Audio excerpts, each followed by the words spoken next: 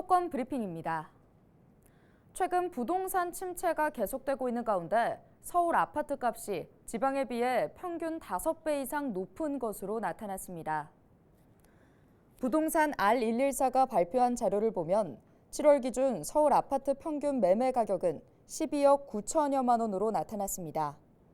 반면 광역시를 제외한 지방의 아파트 평균 가격은 2억 6천여만 원으로 서울에 비해 5분의 1 수준에 그쳤습니다.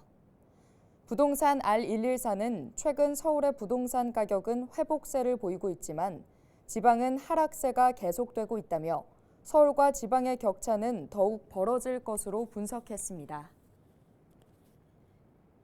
최근 사회적 문제가 되고 있는 고독사 예방을 위해 서울시가 고독사 위험이 있는 2만 4천여 가구를 추가 발굴했습니다.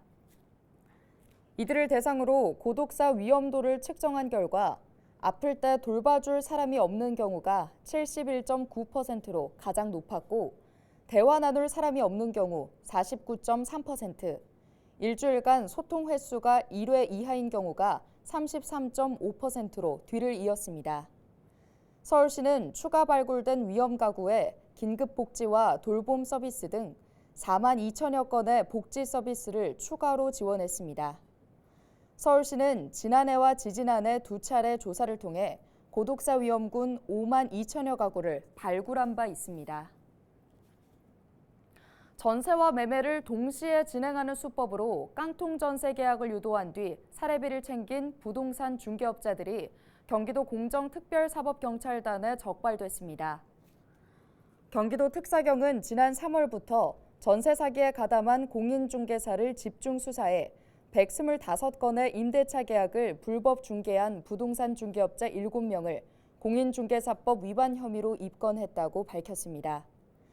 이들은 분양업자들로부터 부천시 신축빌라 등 125건에 대해 전세와 매매를 동시에 의뢰받고 임차인들을 모집한 뒤 안심 전세대출을 받으면 전세자금 보증보험이 자동으로 가입된다며 계약을 유도해 21억 원의 사례비를 챙긴 것으로 드러났습니다.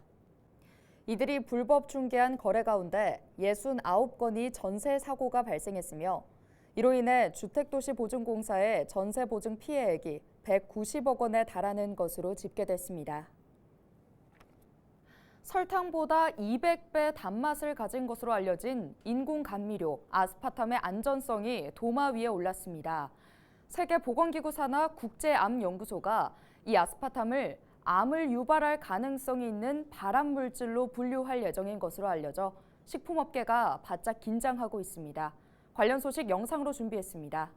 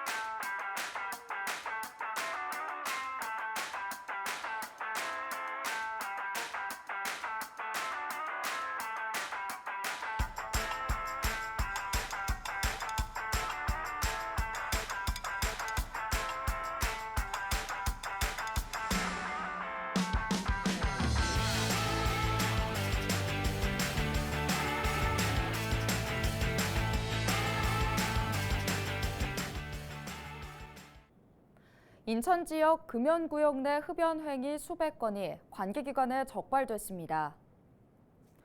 인천시는 상반기 10개 군구와 함께 금연 대상 시설 5만 8,236곳을 지도 점검해 금연구역 내 흡연 행위 488건을 적발했다고 밝혔습니다. 부과된 과태료는 3,700여만 원입니다. 지금까지 수도권 브리핑이었습니다.